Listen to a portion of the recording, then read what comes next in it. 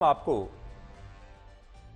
लखनऊ लेकर चलेंगे और आपको बताएंगे कि तहजीब की नगरी लखनऊ जब आप जाते हैं तो कहा जाता है मुस्कुराइए कि आप लखनऊ में हैं, क्योंकि लखनऊ को तहजीब का शहर कहा जाता है। लेकिन इस बार आपको लखनऊ में ना तो तहजीब दिखाई देगी और ना ही लखनऊ में आपको मुस्कुराने का दिल करेगा। जिस नगर निगम को, पूरे लखनऊ शहर को बारिश और बाढ़ से बचाना था, जो उसका कर्तव्य है, जिम्मेदारी है नगर निगम की, आज उसी नगर निगम के दफ्तर में बारिश का पानी भर गया। और बात सिर्फ नगर निगम की नहीं है, पहले तो आप ये देख लीजिए, आज उत्तर प्रदेश के विधानसभा के भवन में भी बारिश का पानी जमा हो गया और स्थिति यह हो गई कि मुख्यमंत्री योगी आदित्यनाथ के काफिले को एक दूसरे रास्ते से वहां से बाहर निकलना पड़ा, क्योंकि अभी उत्तर प्रदेश की विधानसभा में मॉनसून सत्र चल रहा है। इसलिए बहुत सारे लोग इन तस्वीरों को देखकर यह भी कह रहे हैं कि आज मॉनसून सत्र में मॉनसून खुद ही विधानसभा में सत्र देखने के लिए पहुंच गया। और इस बात को आप हमारी इस रिपोर्ट से और अच्छी तरह से समझ पाएंगे। जरा देखिए लखनऊ से इस रिपोर्ट को।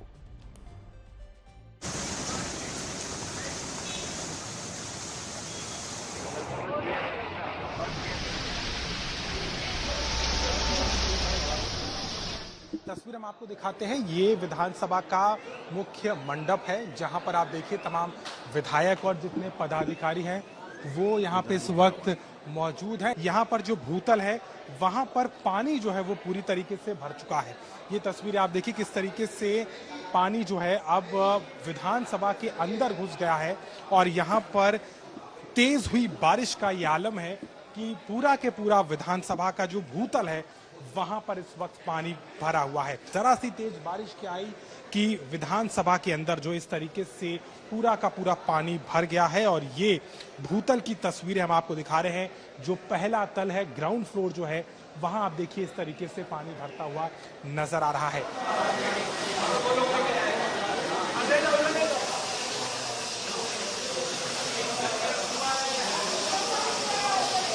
विधानसभा में मानसून की बारिश का असर देखिए आप किस तरीके से ग्राउंड फ्लोर पर हर तरफ पानी ही पानी भरा हुआ है। और इस वक्त जो है जैसे ही पानी रुका तो यहाँ पर कवायद शुरू हो गई कि इस पानी को निकाला जाए। तस्वीर आप देख सकते हैं किस तरीके से ये विधानसभा का भूतल है, यानी कि ग्राउंड फ्लोर है और यहाँ पर पानी इस तरीके से भर गया था कि अभी तक जो है वो निकाला नहीं जा सका है। जितने भी माननीय हैं, जितने विधायक हैं, कर्मचारी हैं, वो तमाम लोग यहाँ पर परेशान हुए और सीधे तौर पर इसने इन दावों की पोल खोल दी कि आखिर विधानसभा जैसी जगह पर अगर पानी के निकासी की कोई व्यवस्था नहीं है तो बाकी लखनऊ का क्या आलम हो रहा होगा, वो भी आप देख सकते हैं। ये देखिए किस तरीके से अंदर दफ्तर तक, यानी कि जो बेसमेंट में दफ्तर बने हैं वहां तक ये पानी घुस चुका है। और ऐसा ही हाल विधानसभा के ग्राउंड फ्लोर पर अलग अलग जगह दिखाई दे रहा है, जहां पर पानी इस वक्त जो है हर तरफ भर चुका है। कोई दिक्कत नहीं है, लेकिन अचानक जल भराव की समस्या हुई है और बारिश तेज हुई है, इस वजह से ये प्रॉब्लम हुई है। पहले तो कभी हमने नहीं देखा कि विधानसभा के ग्राउंड, मैंने भी नहीं देखा पिछले 10 साल से कि सचिवालय में इस तरह का बारिश हुआ, क्योंकि इतनी तेज बारिश होने से ये दिक्कत हो रही है। विधानसभा के सचिवालय का ये जो क्षेत्र है, इसमें जो है वो हर तरफ इस समय पानी ही पानी नजर आपको आ रहा होगा। अंदर तक जो है कमरों तक ये पानी भर गया है। बाल्टियों से, वाइपर से, झाड़ू से, हर तरीके से ये पानी जो है निकालने की यहाँ पर कोशिश की जा रही है। लेकिन अभी तक चूंकि बारिश को रुके हुए जो है वो अभी समय हो चुका है, लेकिन अंदर तक आप देखिए, चाहे यहाँ पर पुरानी अलमारियां हैं जहाँ पर कुछ सामान है, वहां तक पानी इस वक्त भरा हुआ नजर आ रहा है और हर तरफ जो है वो पानी ही पानी है। आगे बढ़ने से पहले आपसे एक सवाल पूछना चाहता हूं। आप छाता जब खरीदते हैं तो क्यों खरीदते हैं? छाते का क्या काम है? छाता आप इसलिए खरीदते हैं ताकि वो आपको बारिश से बचा सके। और अगर वो छाता बारिश में टूट जाए, बारिश में फट जाए, एक ही बारिश में खराब हो जाए, तो आप दुकान पर वापस जाएंगे और कहेंगे कि इस छाते को वापस ले लीजिए, मेरा पैसा वापस कीजिए।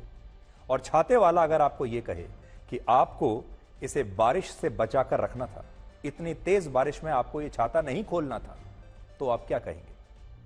असल में आज भारत में यही हो रहा है। ये वैसे ही है जैसे छाता बेचने वाला आपको यह कहे कि इस छाते को धूप से और बारिश से बचाकर रखिए, जिंदगी भर आपका साथ देगा। वैसे ही हमारे देश में हो रहा है।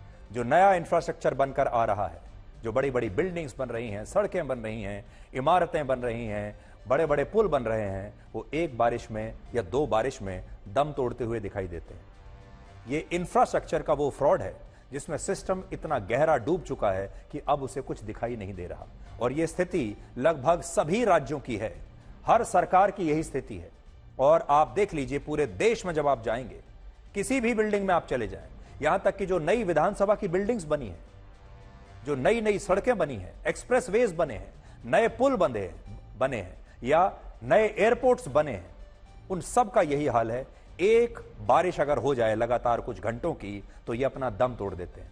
और इन्हें बनाने वाले जो कंस्ट्रक्शन से जुड़ी हुई बड़ी बड़ी कंपनियां हैं, इन्हें बनाने वाले जो आर्किटेक्ट्स हैं, जो इंजीनियर्स हैं, क्या उन लोगों को यह नहीं पता था कि हमारे देश में बारिश होती है?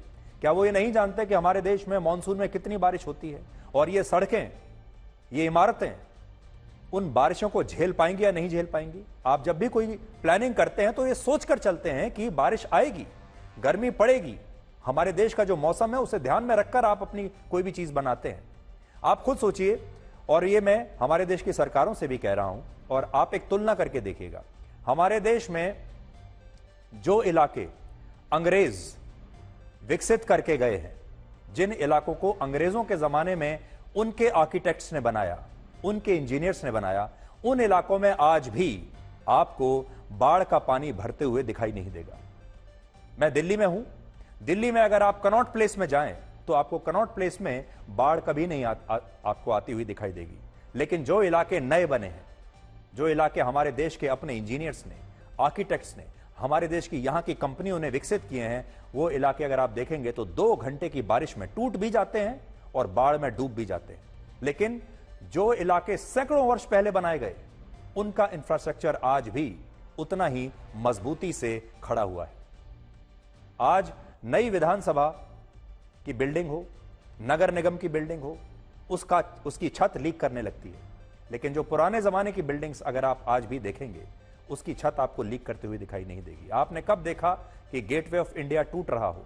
आपने कब देखा कि दिल्ली में इंडिया गेट टूट रहा हो?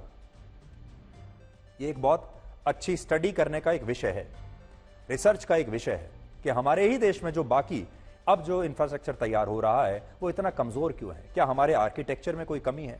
क्या हमारे इंजीनियरिंग में कोई कमी है? या फिर हमारी नीयत में कोई खोट है? आज हम आप सबको कुछ और भी बताना चाहेंगे, और यह बात ऐसी है कि आपको आज ये देखकर गुस्सा भी आएगा और आपको यह भी पता चलेगा कि हमारे देश में लोगों का चरित्र कैसा है। तो लखनऊ में, जैसा मैंने आपको कहा, लखनऊ को तो तहजीब का शहर माना जाता है, और इसी लखनऊ में आज कई लोग बारिश के पानी में बदतमीजी पर उतर आए और इन लोगों ने तहजीब को तार तार कर दिया। इन लोगों ने सड़कों पर भरे हुए गंदे पानी को वहां से गुजरने वाले लोगों पर ही उल्टा फेंकना शुरू कर दिया, और इस दौरान महिलाओं के साथ बदतमीजी की, महिलाओं को इतना परेशान किया कि वो इन सड़कों पर बाइक से नीचे गिर गई।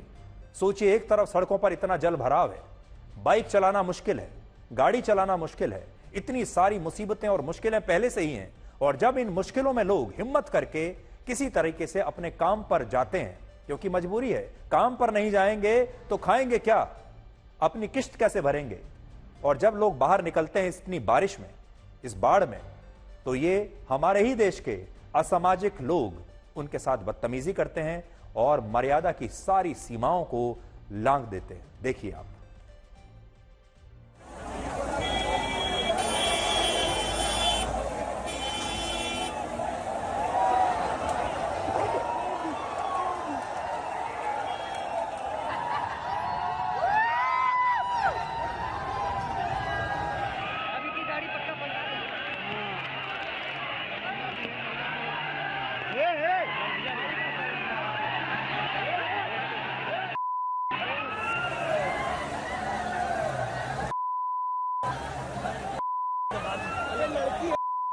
दोस्तों, लखनऊ में सरेआम हुई मरीन ड्राइव पे लूटपाट, ये देखिए।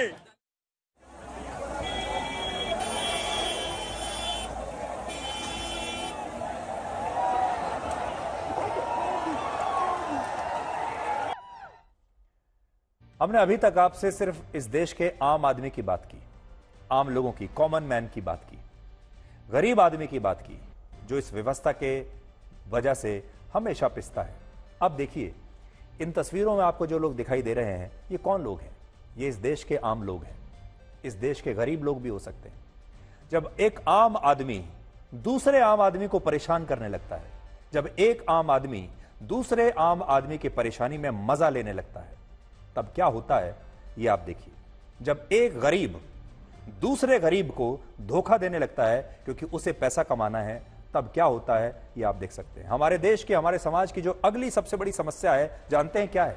वो यही है, हमारे देश के नेता तो बेईमानी करते ही हैं, प्रशासन बेईमानी करता है, सरकारी अधिकारी, प्राइवेट कंपनियां सब बेईमानी करते हैं और आम आदमी की जान को दांव पर लगाकर पैसा कमाते हैं।